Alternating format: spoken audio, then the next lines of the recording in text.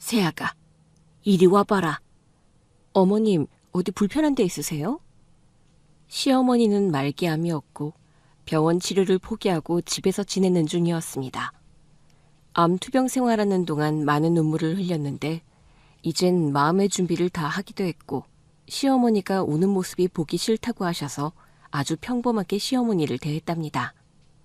둘째 며느리 말이야. 네가 보기엔 어떠냐? 글쎄요.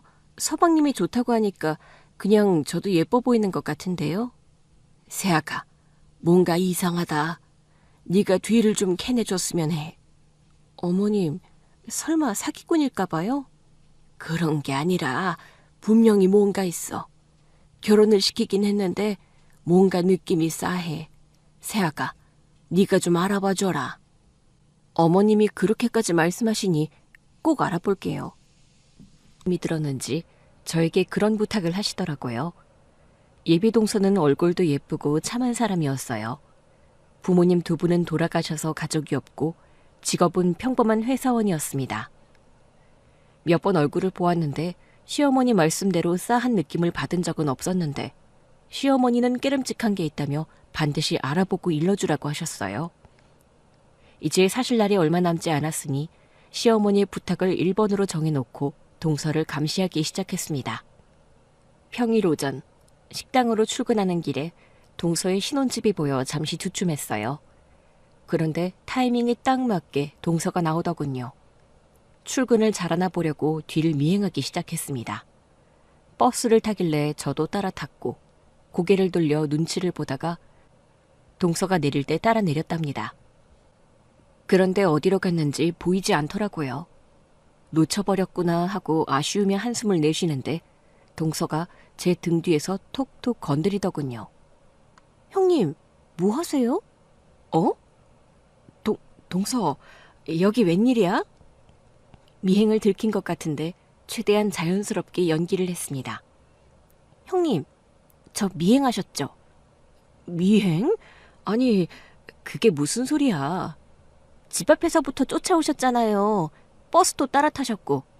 어설프게 미행하는 거 다 표시 났거든요. 이유가 뭐예요? 동서, 무슨 말을 하는지 모르겠네. 난 여기 친구 만나러 온 건데? 동서는 제가 미행한 걸 뻔히 알고 있었지만 더는 묻지 않고 가보라고 하더군요.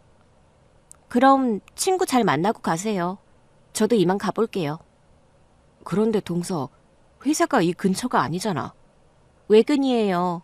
상사가 시킨 일이 있어서 해결하고 회사 들어가야 하거든요. 또 궁금한 게 있으세요? 아니야. 가봐. 수고해. 저는 아무 골목이나 들어가서 숨어 있다가 동서가 사라졌을 거라 생각이 들 때 버스를 타고 돌아갔습니다.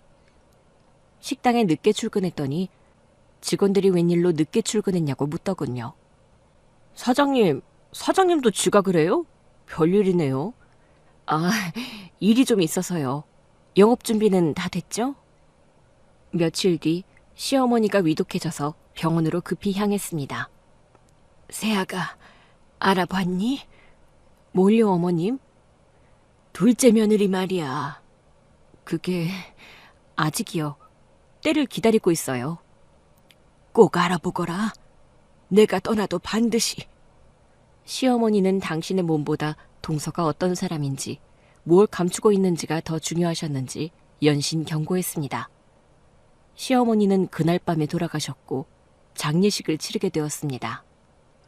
마음의 준비를 했음에도 시어머니가 떠나시니 눈물은 마르지 않고 흘렀습니다. 남편과 시동생이 상주로 섰고 저와 동서는 조문객들을 위해 음식을 나르고 치우기를 반복했습니다. 동서, 힘들지? 어머님이 돌아가신 게 슬프네요. 제가 결혼한 지 얼마 안 돼서 돌아가셔서 너무 슬퍼요. 좋은 분이라 오래오래 모녀지간으로 지내고 싶었거든요. 예쁜 생각을 했네. 동서, 우리 서방님 잘 부탁해. 순진한 사람이니까 잘해줘. 제가 잡아먹기라도 하나요? 그런데 형님, 지난번에 저를 미행하시더니 혹시 저를 미덥지 않아 하시는 건가요? 아니야, 그럴 리가. 그때는 오해야, 오해. 난 친구를 만나러 간 거라고. 네, 알겠어요. 남편한테는 아주 잘해주고 있으니 염려하지 마세요. 시어머니 장례식이 끝날 때까지 동서는 조용히 할 일을 잘했습니다. 저는 시어머니의 유언대로 동서에 대해 캐내보려고 작전을 짰습니다. 혼자 미행하는 것보다 남편에게 말해서 같이 알아보기로 했습니다. 여보, 내일 식당 휴일이니까 당신도 월차 써. 우리가 함께 동서를 미행하는 게 좋겠어. 재수 씨가 이상한 사람 아닌데 도대체 왜 이렇게 집착하는 거야? 여보, 엄마가 유언한 건 그때 제정신이 아니니까 하신 말씀이겠지. 아무리 그래도 어머님과의 약속을 지켜야 하지 않겠어? 나한테 어머님이 어떤 존재인지 몰라? 알지. 나보다 엄마랑 더 가까운 사이잖아. 알겠어. 당신이 하자는 대로 할게. 내일 미행하자는 거지? 응. 내일부터 본격적으로 어머님이 말씀하신 대로 동서에 대해 다 알아내고 문제가 있으면 서방님을 우리가 구해야 해. 알겠지? 저와 시어머니는 보통 사이가 아니었어요. 남편과 미행작전을 수행하는 흥미진진한 이야기는 잠시 후에 쓰기로 하고 시모와 저의 인연을 몇 자 적어보겠습니다. 저는 5살, 어린 나이에 고아원에 버려졌어요. 기억은 잘 나지 않지만 집안이 많이 가난했고 엄마가 아팠던 것 같습니다. 그래서 고아원에서 성장하게 되었죠. 매주 봉사 오는 아주머니들 중 저를 많이 예뻐해 주시던 분이 계셨어요. 어머, 귀여워라. 새로운 아이구나? 네, 그런데 누구세요? 아줌마는 도울 일이 있으면 찾아오는 사람이야. 고아원에 할 일이 많아서 봉사를 하러 왔어. 그럼 나도 도와주나요? 엄마, 아빠를 찾아주세요. 엄마 보고 싶어요. 그건 조금 어렵겠는데. 미안하지만 아줌마는 사람 찾는 건 못해. 대신 맛있는 걸 만들어줄 수 있지. 그러면 나 달고나 만들어주세요. 그거 엄마가 많이 사줬었는데 여기 오고 나서 한 번도 못 먹었어요. 달고나? 그래, 아줌마가 예쁘게 만들어줄게. 아주머니는 저를 데리고 주방으로 가서 국자에 달고나를 2개 만들어주셨습니다. 그 맛은 제가 먹어본 달고나 중 최고였어요. 아줌마, 저 입양해주세요. 응? 방금 뭐라고 그랬니? 입양이요. 여기 오는 어른들이 아이들을 데려가 키우잖아요. 저도 아줌마가 입양해주세요. 아줌마랑 같이 살고 싶니? 저는 아주머니의 딸이 된다면 무엇이든 할 수 있어서 고개를 크게 끄덕였습니다. 하지만 아주머니는 기대한 대답을 해주지 않으셨어요. 아줌마는 아들이 2이야. 딸이 1명 있으면 좋겠지만 형편이 안 돼서 입양하기 어려울 것 같아. 저는 밥도 조금 먹고 얌전히 지낼 거예요. 시키는 거 다 할 수 있다고요. 제가 간절하게 부탁했더니 아주머니는 저를 안아주시며 그럴 수 없다고 사과하셨습니다. 눈물이 살짝 났지만 이해할 수 있었어요. 피 한 방울 섞이지 않은 애가 무작정 입양해달라고 하는데 어떤 사람이 데려가 키우겠다고 대답하겠어요. 아주머니는 매주 한 번도 빠지지 않고 주말마다 오셔서 봉사활동을 하셨고 저와 아이들과 재밌게 놀아주셨답니다. 세월이 몇 년 흐르고 제가 10살이 되었을 때도 아주머니는 여전히 고아원에 오셨어요. 유미는 오늘은 지난주보다 예쁘네. 매번 그렇게 말씀하시네요. 제가 뭐가 예쁜가요? 아니야, 유미 넌 정말 예뻐. 요즘 학교 생활은 어때? 그냥 할만해요. 재밌지는 않고? 아줌마 같은 선생님이 없어서 재미없어요. 아이고, 내가 무슨 선생님도 아닌데 그렇게 말하니? 아줌마, 저 할 말 있어요. 뭔데? 뭐든 말해봐. 우리 유미가 하는 말이라면 뭐든 들어줘야지. 저는 아주머니께 숨겨왔던 일을 꺼냈습니다.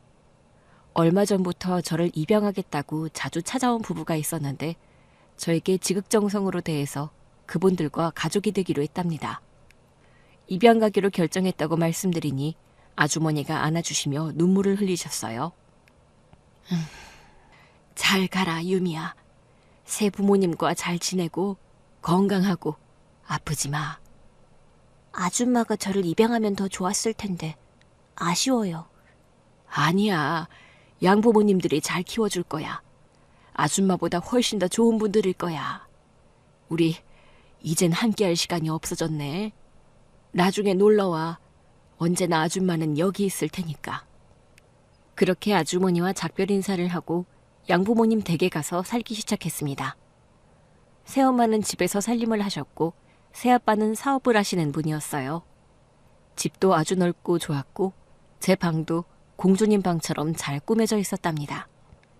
여기가 제 방인가요? 그래, 유미야. 이제 여기가 유미가 지낼 방이야.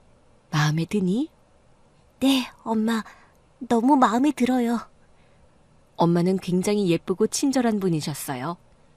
반면 아빠는 무뚝뚝하고 화를 쉽게 내는 분이셨답니다.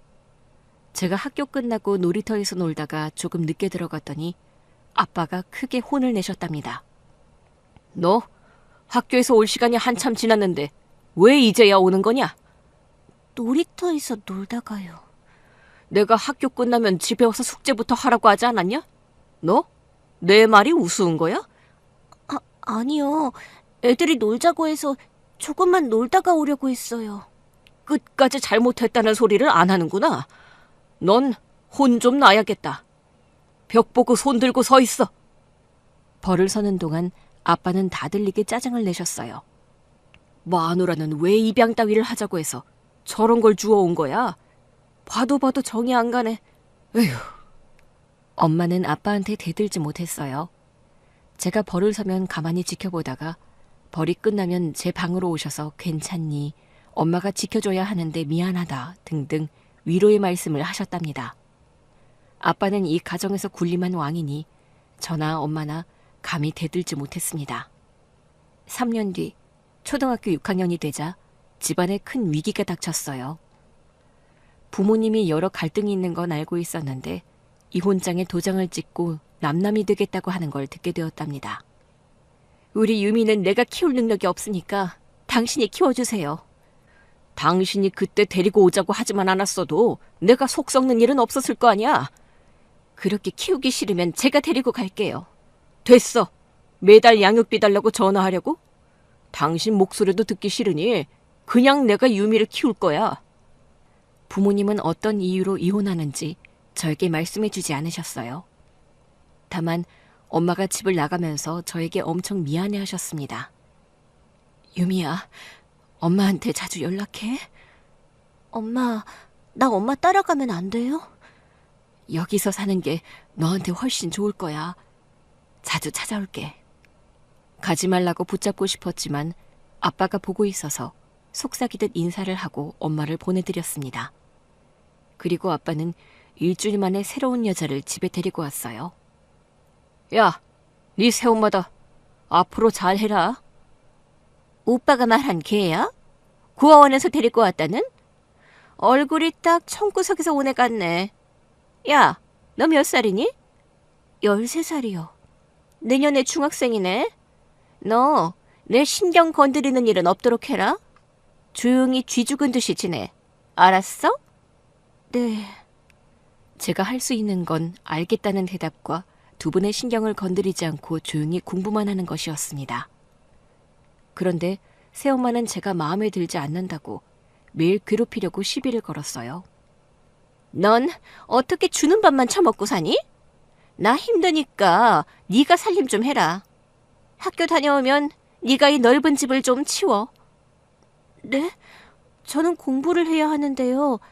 아빠가 학교 다녀오면 저녁 전까지 공부만 하라고 하셨어요. 그러자 제 뺨을 한 대 날렸습니다. 처음으로 맞아본 뺨이었죠. 왜 때리세요? 내 말에 토를 다니까 맞는 거지, 이 기집애야. 어디 고아 따위가 나를 무시해? 내가 이 집에 시집 오려고 얼마나 노력한 줄 알아? 네 아빠가 가정부는 절대로 안 된다고 하니까 네가 학교 다녀오면 청소고 빨래고 다 해. 저는 아빠한테 이르지 않았습니다. 시끄러워지는 걸 원하지 않았고 말해봤자 아빠가 저를 좋아하지 않기 때문에 분명 엄마 편을 들 것 같았기 때문이죠. 엄마의 말에 순종하며 지내며 하루를 무사히 보내기를 바랐는데 조용할 날이 없었습니다. 너는 어떻게 갈수록 못나지니? 얼굴만 봐도 토가 쏠린다. 널 낳은 애미는 왜 너를 버려서 여기까지 오게 만든 거냐? 왜 이런 시련을 내가 안고 살아가야 하는지 모르겠다고. 죄송해요. 그게 다야? 너 지금 나 무시하니? 첩에서 안방마님 된 거라 개무시하는 거냐고. 두 번째 엄마가 저를 두고 이혼한 이유가 바로 이 세 번째 엄마 때문이었어요. 바람난 아빠가 세 번째 엄마한테 푹 빠져 있어서 헤어지게 된 거죠. 아무튼 세 번째 엄마는 저를 엄청 싫어해서 얼굴만 봤다 하면 짜증부터 냈답니다. 그러던 어느 날 아빠 서재에 있던 금고를 누군가 손대서 엄마와 저를 거실로 불렀습니다. 누구야 내 금고에 손댄 게? 돈 한 뭉치가 사라졌어. 당신이야? 여보, 내가 그런 짓을 할 리가 있겠어? 그럼 유미 너냐? 아니요. 얘, 네가 아니면 나라는 소리잖아. 지금 나를 도둑으로 몰아가는 거냐? 제가 손댄 게 아니에요. 아빠, 진짜 아니에요. 조그마한 게 거짓말에 도둑질까지. 너 같은 건 말로 해서 안 돼. 여보, 매 좀 들어. 다시 묻겠다. 유미, 네가 훔친 거냐? 아니요, 저 아니에요. 그 순간 엄마가 제 뺨을 날렸습니다. 제가 훔친 게 아니면 누가 그런 짓을 하냐며 소리를 고래고래 지르며 제 머리채를 잡고 흔들기도 하고 발로 제 몸을 걷어차기도 했어요. 아빠는 그만하라고 소리치더니 방으로 들어가셨습니다. 저는 억울하고 화나서 엄마한테 따지고 싶었어요. 하지만 그럴 용기가 나지 않아 방 안에 앉아서 혼자 훌쩍거리며 울기만 했습니다. 이후에도 엄마는 저에게 손찌검을 자주 하셨고 제 영혼을 파괴하는 많은 행동을 하셨습니다. 15에 더는 버티기가 힘들어서 집을 나와버렸어요. 가출하고 나면 아빠가 찾아와서 사과를 할 줄 알았는데 저라는 존재를 아예 잊으셨는지 찾지 않으셨답니다. 그래서 저에게 가출은 영영 집을 떠나게 된 시발점이 되었어요. 갈 곳이 없어서 방황하다가 가출학생 쉼터에 들어가서 지냈습니다. 거기서 지내면서 알바를 했어요. 학교는 무단결석으로 안 나갔으니 자동적으로 퇴학 처리가 되었다고 전해 들었답니다. 알바하면서 쉼터에서 지내는 건 입양된 가정에서 사는 것보다 100배는 나았어요. 마음이 편안하니 나가라고 할 때까지 거기서 지낼 생각이었죠. 하루는 두 번째 엄마가 보고 싶어서 전화를 해봤는데 없는 번호라고 하더군요. 저한테 없는 번호를 줬을 리는 없고 아마 사정이 있거나 다른 곳으로 떠난 것이라 생각했답니다.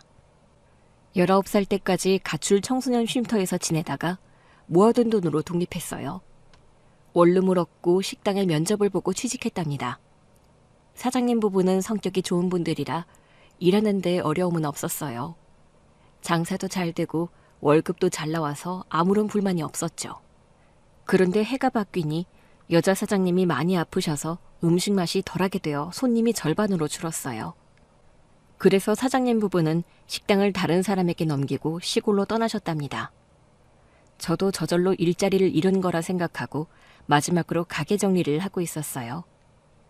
사장님이 다음 사장님을 위해 깨끗하게 치워달라고 돈을 주셔서 마지막 약속을 지키고 다른 일자리를 구할 생각이었습니다. 거기 누구 있어요? 아직 사람이 안 나갔나? 전 사장님이 청소를 부탁하셔서요. 다 했으니 저는 나가보겠습니다. 고개를 숙이고 나가려는데 새 사장님이 제 이름을 부르더군요. 유미야, 너 유미 맞지? 평생고아원 정유미. 맞구나. 아줌마? 달고나 아줌마? 그래, 나야 나. 너한테 달고나 해주던 아줌마라고. 저는 너무 놀라서 입을 떡하고 벌린 채 아무 말도 못했습니다. 유미야, 그런데 네가 왜 여기에 있니? 서울로 갔다고 하지 않았어? 부모님은 어디에 계셔? 밥은 먹었니? 아줌마. 저는 겨우 입을 떼어냈는데 무슨 일이 있었는지 말하지 못하고 아주머니 품에 안겨서 엉엉 울었습니다. 아이고, 우리 유미한테 무슨 일이 있었구나. 그래, 울어. 실컷 울어. 무슨 일인지는 나중에 말하고 일단 울어. 한참을 울고 나서 테이블에 마주 앉아서 그동안 제가 어떻게 살아왔는지 말씀해드렸습니다. 뭐? 네 양아버지라는 사람이 바람이 나서 다른 새엄마가 들어왔다고? 그 여자가 널 못살게 굴고 도둑으로 몰기까지 했단 말이야? 네, 그래서 홧김에 집을 나왔는데 아무도 저를 찾지 않더라고요. 가출 청소년 쉼터에서 연락이 갔을 텐데도 찾아오지 않았어요. 딱하고 가엾기도 해라. 우리 유미가 입양돼서 잘 사는 줄 알았더니 고생이 많았구나. 저도 그러길 바랐는데 마음대로 안 됐어요. 아주머니는 당신이 식당을 인수했으니 저와 같이 일해보자고 하셨습니다. 저야 가장 좋아했던 어른이니 당연히 좋다고 말씀드렸죠. 일하는 동안 아주머니의 가족이 한 번도 온 적이 없어서 무슨 이유 때문에 그런 건지 궁금했어요. 그런데 알고 보니 아주머니는 예전에 이혼하셨고 두 아들은 전 남편과 살고 있다고 하셨어요. 저를 입양하지 못한 이유도 그것 때문이었죠. 그때 유민이가 입양해달라고 했을 때 만약 정상적인 가정이었으면 널 데려갔을 거야. 그런데 이혼하고 혼자 단칸방에 사는데 어떻게 널 키울 수 있겠어? 아, 그랬던 거군요. 제가 철없이 그런 말을 해서 너무 죄송해요. 죄송하긴 난 고맙기만 하더라. 내 딸이 되고 싶다는 너를 얼마나 사랑했는 줄 아니? 사랑이요?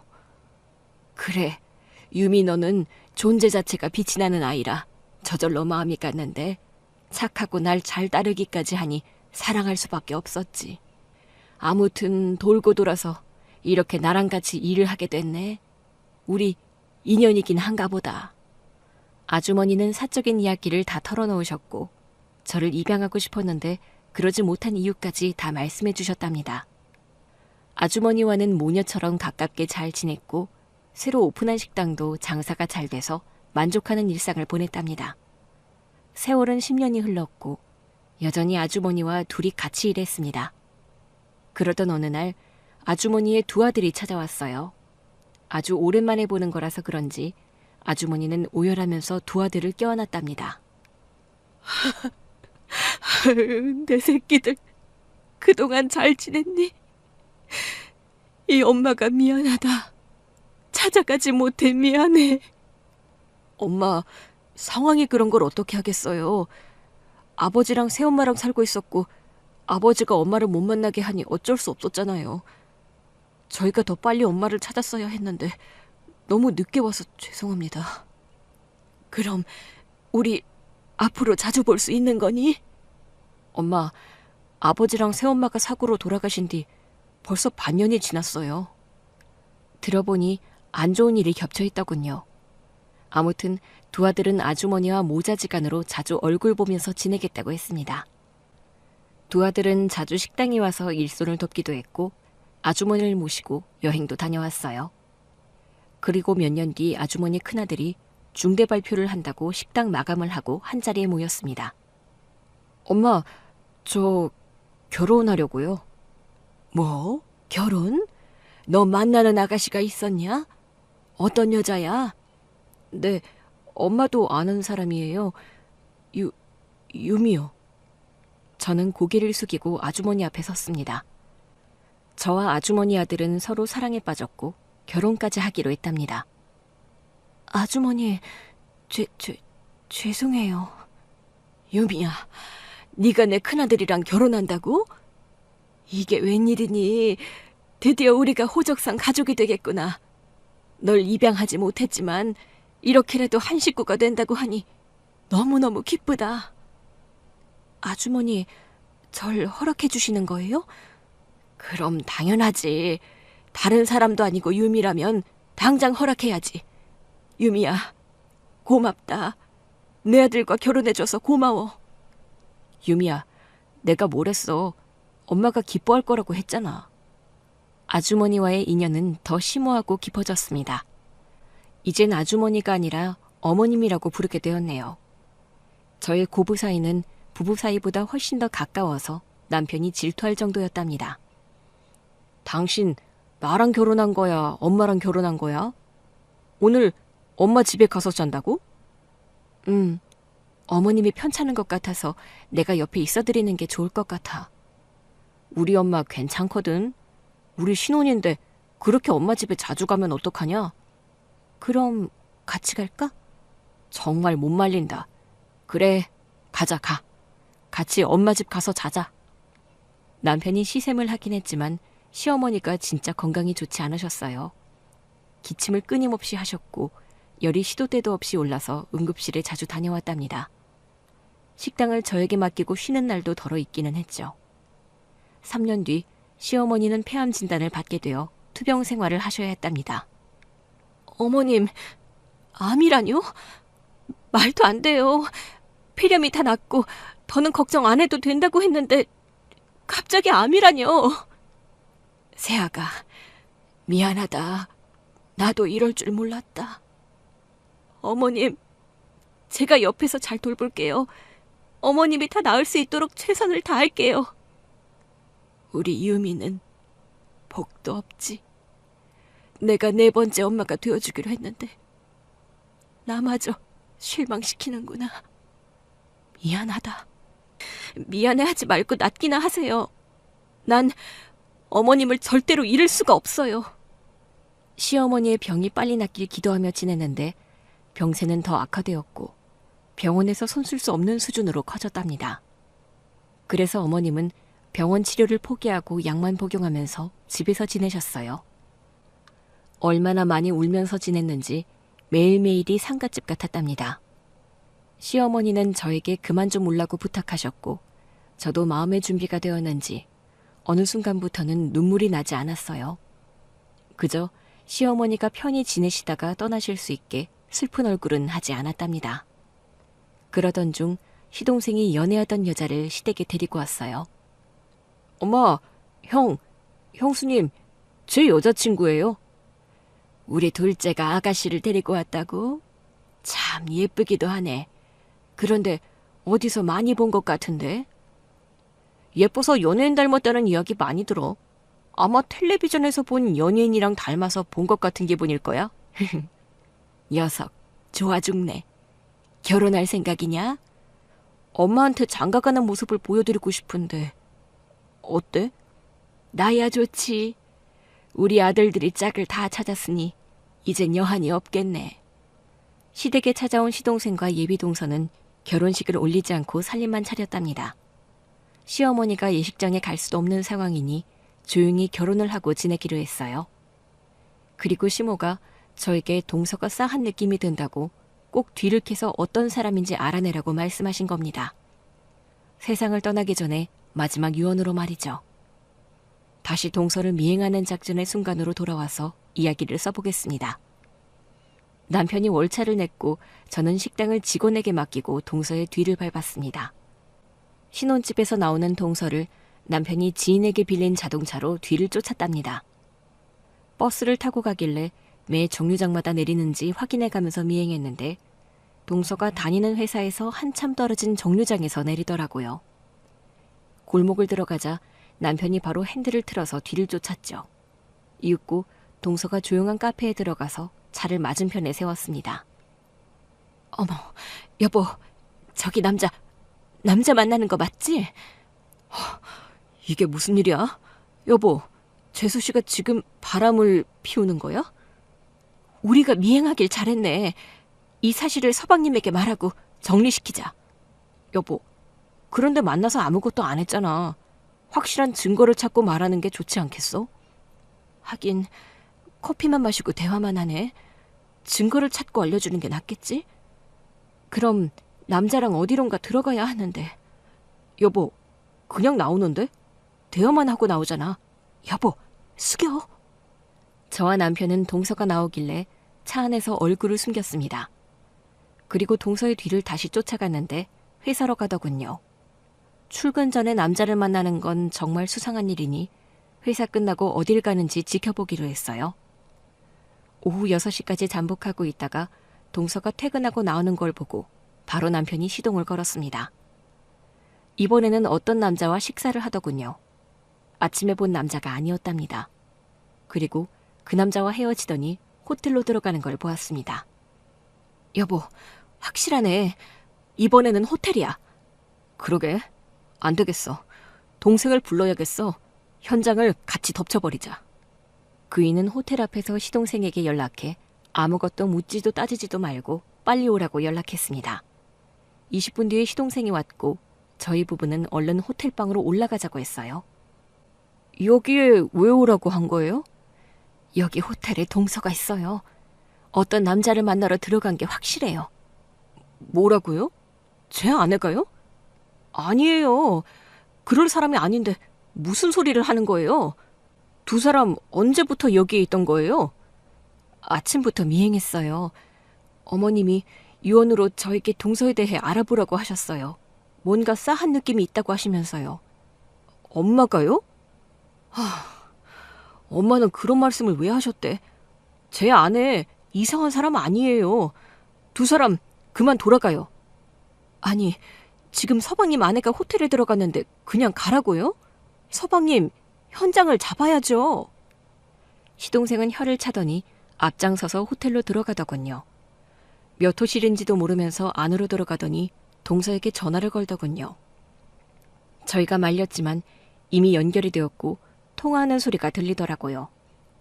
그러더니 호텔 식당 쪽으로 방향을 들었고 그 안에 있는 동서한테 다가갔어요. 이번에도 남자와 있었답니다. 여보, 내가 부업으로 보험하는 건 뭐라 안 하겠는데 출근 전에도 남자 만났다며. 그 사람 보험 고객이지? 여보, 이 호텔에 있는 건 어떻게 알고 왔어? 아주버님이랑 형님은 왜? 동서는 제 눈을 빤히 보더니 제가 미행했다는 걸 직감하고 표독스러운 표정을 짓더군요. 또 형님이죠. 지난번에 저를 미행하더니 또 그러신 거예요? 이번에는 아주버님이랑 둘이서 작정하고 따라다니셨나 보군요. 미안해. 그런데 뭔가 찜찜하니까. 어머님 유언이기도 하고. 형님, 저 바람 안 났고요. 수상한 짓 안 해요. 보험을 부업으로 하고 있는 이유도 말씀드릴까요? 내년쯤에 자영업을 하려고 돈을 더 벌려고 하는 거예요. 아, 그랬구나. 이거 참 미안하네. 나 지금 고객 만나고 있는 거 보이시죠?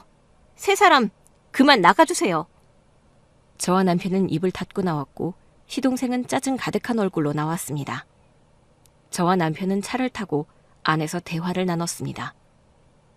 여보, 우리가 큰 실수한 거지? 그런데 오늘 하루만 따라왔을 뿐이잖아.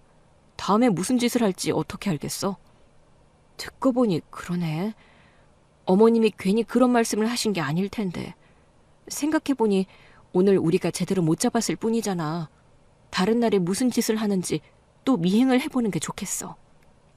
그래, 나도 솔직히 재수씨 싸한 느낌이 드는 게 꼭 끝까지 파헤치는 게 좋을 것 같아. 오늘은 여기서 마무리하고 다음에 또 시간 내서 미행해보자. 저희 부부는 그날 집으로 돌아갔고 보름 뒤에 다시 시간을 맞춰서 동서를 미행하기로 했습니다. 그날은 동서가 터미널로 가더니 버스를 타더군요. 평일인데 도대체 왜 고속버스를 타는 건지 알 수가 없었죠. 저와 남편은 버스를 따라 도로에 올랐습니다. 2시간 뒤에 변두리에 도착해서 열심히 걸어가는 동서를 쫓아갔답니다. 여보, 우리가 오늘도 잘못 온 것 같아. 저기 납골당이야. 진짜네. 동서가 부모님 뵈러 왔나 봐. 오늘 또 실수한 건가? 그래도 모르니까 안에 들어가 보자. 남편과 납골당 안으로 들어가 동서가 있는 자리를 빼꼼 훔쳐보고 기다렸어요. 한참 뒤에 납골당에서 나가길래 저와 남편은 동서가 누구를 찾아왔는지 유골함 앞에 섰습니다. 그런데 사진을 보고 깜짝 놀랐답니다. 온몸이 사시나무처럼 부들부들 떨리기 시작했어요. 여보, 왜 그래? 아는 분이야? 이 여자는...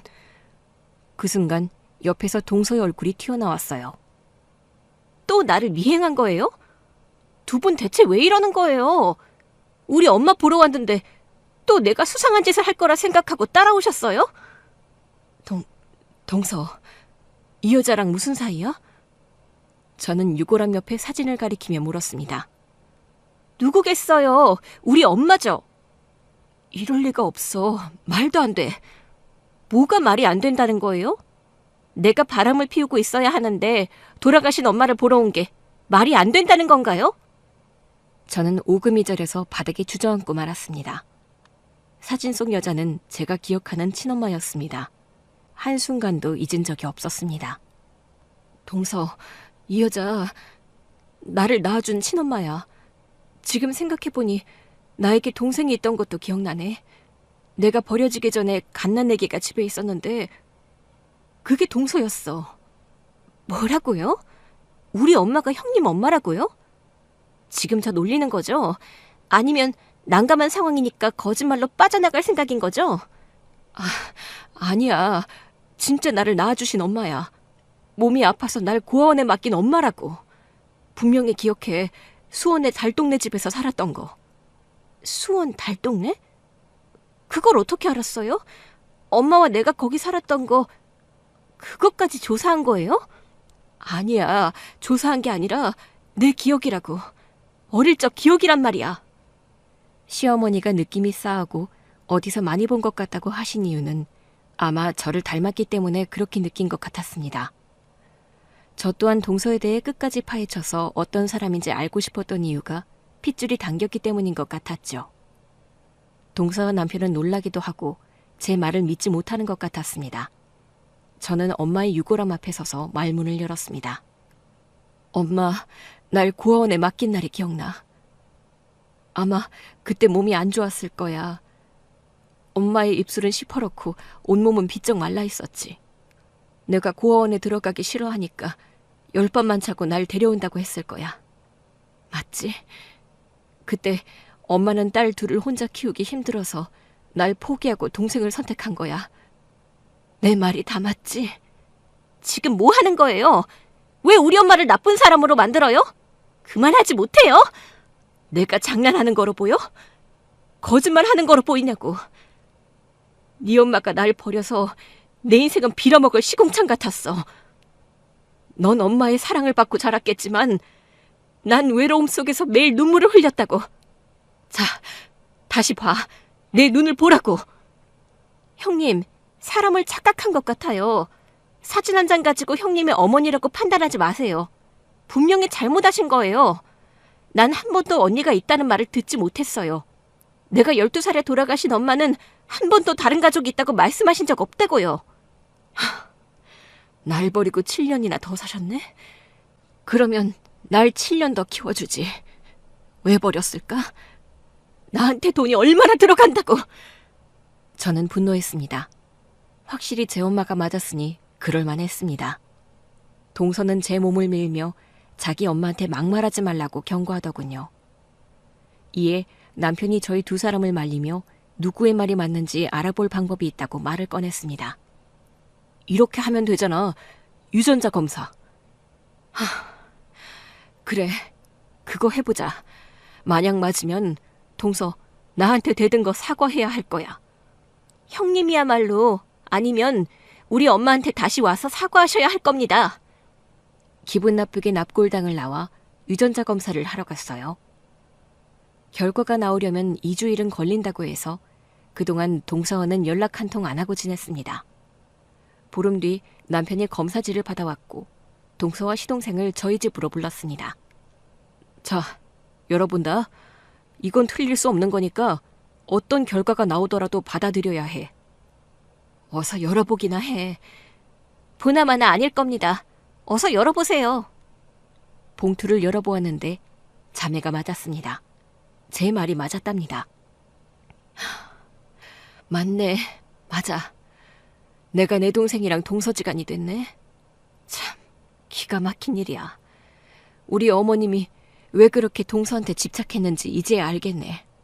동생을 찾으라고 신호를 주신 거야. 형님, 믿기 어려워요. 어떻게 형님이 나의 언니일 수가... 내가 자네 엄마한테 가서 사과는 안 해도 되겠지? 동서는 꿀먹은 벙어리가 되었답니다. 저도 더는 할 말이 없더군요. 저는 방으로 들어갔고 남편에게 그만 시동생 부부를 내보내라고 했습니다. 그리고 눈을 감고 엄마를 원망했어요. 왜 나만 버리고 동생은 거두어 키웠는지 따지고 싶었습니다. 화가 가라앉지 않아 한동안 식당에 나가지 않고 산과 바다를 다니며 바람을 쐬었습니다. 열흘의 시간이 흐르고 식당에 나가서 일을 다시 시작했고 다를 것 없는 일상을 보냈습니다. 그런데 식당 마감 시간이 가까워지자 동서가 들어오더군요. 여긴 웬일이야? 저 밥 좀 주세요. 지금 장난해? 자네가 밥 달라고 하면 내가 갖다 바쳐야 하나? 배고파요. 참, 가지가지 한다. 그래, 상전 나셨으니 밥 갖다 줄게. 기다려. 직원들을 퇴근시키고 동서한테 밥을 차려줬습니다. 형님, 제 앞에 앉아서 저 밥 먹는 거 봐주세요. 이게 진짜 심각하게 까부네. 내가 미행 좀 했다고 지금 화풀이 하러 온 거야? 그래, 앉았다. 됐냐? 동서는 밥을 먹으며 엄마와 살던 시절을 말했습니다. 엄마는 아팠어요. 형님도 아시죠? 저는 엄마의 손에 크지 않았어요. 주인집 할머니가 계셨는데 그분이 저를 거의 키우셨죠. 어린이집, 유치원 이런 건 다녀본 적 없어요. 그리고 나라에서 주는 기초수급비로 생활했는데 항상 돈이 부족해서 가난하게 살았어요. 제가 초등학교에 들어갈 때 엄마는 이미 병세가 심해져서 요양원에 들어갔어요. 거동도 못하고 사람을 잘 알아보지도 못하셨죠. 엄마가 저를 버린 이유를 포장하려는 것 같았습니다. 그래도 이해는 가더라고요. 몸이 성취하는 엄마가 저를 왜 고아원에 맡겼는지. 그래서 어디가 아프셨던 건지 알아? 췌장에 이상이 있고 당뇨 합병증도 있었어요. 발이 썩어 들어가서 절단 수술까지 하셨어요. 세상에나. 엄마는 늘 아프기만 했고 불쌍하고 가엾기만 했어요. 고통 속에 살다가 제가 12살이 되던 해에 비로소 자유를 찾으셨어요. 그때 저도 고아원에 들어가려고 했는데 주인집 할머니가 월세 안 받고 저를 계속 살게 해주셨어요. 나중에 성공하면 갚으라고 하셨었죠. 그래도 좋은 사람을 만났네. 그래서 할머니한테 빚은 갚았어? 아니요. 갚기 전에 돌아가셨어요. 네 인생도 참 힘들었겠다. 어린 것이 아픈 엄마를 보면서 제대로 먹지 못하고 컸을 거 아니야. 그래도 형님만큼 가슴 아프진 않죠. 죄송해요. 동서는 제게 사과를 하더니 밥 한 숟가락을 크게 떠서 입에 넣더군요. 천천히 먹어. 내가 생선 한 마리 구워올게. 오늘 들어온 조기가 물이 좋아. 주방으로 가서 힐끔 동서를 쳐다봤더니 눈시울이 붉어졌더군요. 그리고 저도 생각했습니다. 저보다 힘들게 살았을 동생의 인생을요. 곧 생선을 굽고 동서에게 다가가 말했습니다. 많이 먹어, 동생. 네, 언니. 저희는 마주보고 피식 웃었고 별다른 대화 없이 한 사람은 밥을 먹었고 한 사람은 밥 먹는 걸 구경했답니다. 과거 힘들었던 생활 속에서 엄마가 저를 버리는 결정을 한 건 아마 1000번 만번 생각하셨을 거예요. 동생은 아직 젖먹이 애기였기 때문에 떼어내지 못하신 거겠죠. 그렇게 생각하고 나니 더는 미움은 남아있지 않았습니다. 그리고 이틀 뒤 시간을 내서 동생과 엄마를 찾아갔어요. 자매가 나란히 서서 이제부터는 잘 지내겠다고 말씀도 드리고 좋은 말만 하고 돌아왔답니다. 동서와 저는 어색하면서도 친밀하게 지냈어요. 말이 참 이상하죠. 자주 만나는데 막상 만나면 별로 대화하지 않았어요. 뭐야? 사람 불러놓고 차도 한 잔 안 주냐? 아, 미안해요, 형님. 둘이 있을 때는 언니라고 불러. 아, 그럴게요, 언니. 아이스 아메리카노 드실 거죠? 동서는 직장과 부업으로 모은 돈으로 카페를 차렸는데 저에게 찾아오라는 문자를 매일 보냈어요. 참, 우리 웃긴다. 자매가 한 형제한테 시집 갔으니 겹사돈 아니야? 그러네요. 별일은 없지? 네. 커피를 한 잔 마시고 별다른 대화가 없었습니다. 차 잘 마셨어. 갈게. 네, 내일 또 들러주세요. 봐서. 그리고 다음날 동생의 문자를 보고 또 달려갔습니다. 저희는 특별한 대화 없이 한 공간에서 숨을 쉬며 서로의 감정을 마음으로 공유하고 헤어지고 만났죠. 그렇게 1년 정도 시간이 흐르자 저희 자매가 많이 달라졌답니다. 왜 이제야 와? 내가 빨리 좀 와달라고 했잖아. 우리 아들이 나한테 떨어지지 않아서 똥도 못 싸고 있었단 말이야. 아니, 언니, 애기 안고 똥을 싸면 되잖아. 똥 싼다고 바쁜 사람을 불러? 넌 그게 말이 된다고 생각하냐? 넌 애기 얼굴 보면서 쌀 수 있어? 급하면 쌀 수도 있지. 아, 몰라. 빨리 네 조카 좀 안아봐. 정말 가지가지 한다. 빨리 가서 싸. 이렇게 급할 때 부르면 바로 달려와주는 자매 사이가 되었죠. 다 쌌다. 힘들어 죽는 줄 알았네. 언니, 화장실에서 30분 동안 앉아 있었어. 변비야? 내가 약 좀 줄까? 그래, 있으면 좀 줘봐. 한 방에 숨풍 쌌으면 좋겠는데 맨날 나올랑 말랑하네. 애기 앞에서 참 좋은 소리 한다. 언니, 다음 주에 시간 비워놔. 다음 주? 식당에서 일해야 하는데 뭘 비워? 형부가 말 안 해? 다음 주에 가족끼리 놀러 가기로 했어. 1박 2일로 펜션 가기로 했다고. 정말? 난 왜 그걸 이제야 알았냐? 그런데 우리 애기 데려가면 제대로 놀 수 있을지 모르겠네. 내가 볼게. 언니는 편하게 고기 먹고 바람이나 쐬. 기집애. 그럼 당근 가야지. 네가 이틀 동안 내 아들 똥기저귀 갈고 분유 먹이고 다 해라. 난 가서 놀기만 할 거다. 전에는 안 그랬냐? 2달 전에 바닷가 가서 나 혼자 육아만 하고 온 거 몰라? 언니랑 형부랑 내 남편은 물놀이를 질리도록 했잖아. 아, 그때 그랬지. 그러고 보니까 네가 참 좋은 이모 같다. 나중에 우리 아들이 크면 내가 다 말해줄게. 그러니까 앞으로도 잘해라. 나만큼 하는 동생이 어디 있냐? 아무튼 다음 주에 시간 비워놔. 직원들한테 이야기해두라고. 저희 부부와 시동생 부부는 자주 같이 놀러 다녔어요. 저희가 친자매라는 걸 알고 나서 두 형제가 가깝게 지내게 해주려고 부단히 노력해줬답니다. 현재 동생과 사이가 아주 좋아요. 아들도 잘 크고 있고 앞으로 좋은 일이 계속 찾아오리라 믿어 의심치 않습니다. 그리고 저를 입양했던 양아버지와 세 번째 엄마의 소식을 전해 들었는데 제가 집을 나가고 3년 뒤에 사고로 돌아가셨답니다. 이혼한 두 번째 엄마는 해외로 가신 것까지만 알고 다음 소식은 모르고 있고요. 글을 쓰다 보니 저에겐 엄마가 총 4분이네요. 낳아준 엄마, 입양해준 엄마, 그분이 나가시고 새로 들어온 세 번째 엄마, 그리고 시어머니. 누구를 제가 가장 사랑하는지는 아마 듣는 여러분들이 잘 아실 것 같습니다. 저의 사연은 여기서 막을 내려야겠네요. 모두 좋은 하루 보내세요. 감사합니다.